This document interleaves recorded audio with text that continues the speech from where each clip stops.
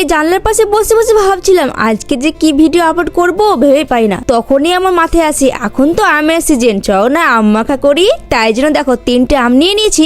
আর দেখো আমটা দেখে পাকা মনে হচ্ছে না। এবার চলো আমগুলোকে আমি ভালো করে ধুয়ে নিই, কারণ কালকে রাতে তো ঝড় হয়েছিল তাই জন্য আমে অনেক মাটি লেগে আছে। আর এই দেখো আমের উপরে আমি জল দিয়ে দিচ্ছি আর এটা সুন্দর করে ধুয়ে নিব। এই দেখো আমার আম ধোয়া হয়ে গেছে আর আম থেকে যা সেন্ট বার হচ্ছিল না কি বলবো। আর আমটা দেখো দেখে তো একদম পাকা মনে হচ্ছে। আজকে আমি একটা আমই মাখাবো, যদি না খেতে পারি তখন কি হবে, নষ্ট হয়ে যাবে না বেকার বেকার। এই দেখো এই জন্য আমি আমটাকে ভালো করে ছিলে নিচ্ছি। আর এই চাকু দিয়ে তো আমটা ছিলতে অনেক অসুবিধা হচ্ছিল, কারণ আমি সবসময় বল্টি দিয়েই ছিলি আমটা, শুধুমাত্র ভিডিও বানানোর জন্য ওই চাকু দিয়ে ছিলছি। আর এই দেখো আমার আমটা ছিলা হয়ে গেছে। এবার চলো আমটার উপরে আমি ছোট ছোট কাট দিয়ে দিচ্ছি, যাতে আমি আমটাকে কুচি কুচি করে কাটতে পারি, কারণ থেতলানোর জন্য কিছু নেই আর ভিতরে আমটা আঁটি ছিল। এই জন্য আমি কুচি কুচি করে নিচ্ছি, যে আর খেতে গেলে অনেক ভালো লাগবে তাই না।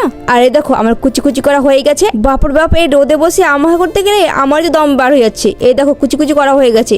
এবার চলো এতে মশলাপাতি দিয়ে দিই। কিন্তু আমার কি পোড়া কপাল দেখো, আমি নুন মশলা দেওয়ার সময় ক্যামেরাটা অনই করিনি। ছি, এত খাটনি বেকার হয়ে গেল। এতে জল জিরাও দিয়েছিলাম, দেখতে তো বেশ ভালোই লাগছে, কিন্তু একটাই প্রশ্ন না, ক্যামেরাই অন করিনি। আমার তো কোনো ক্যামেরাম্যান নেই, নিজে নিজেই ক্যামেরা করছি। যাই হোক একটা টেস্ট করে দেখি।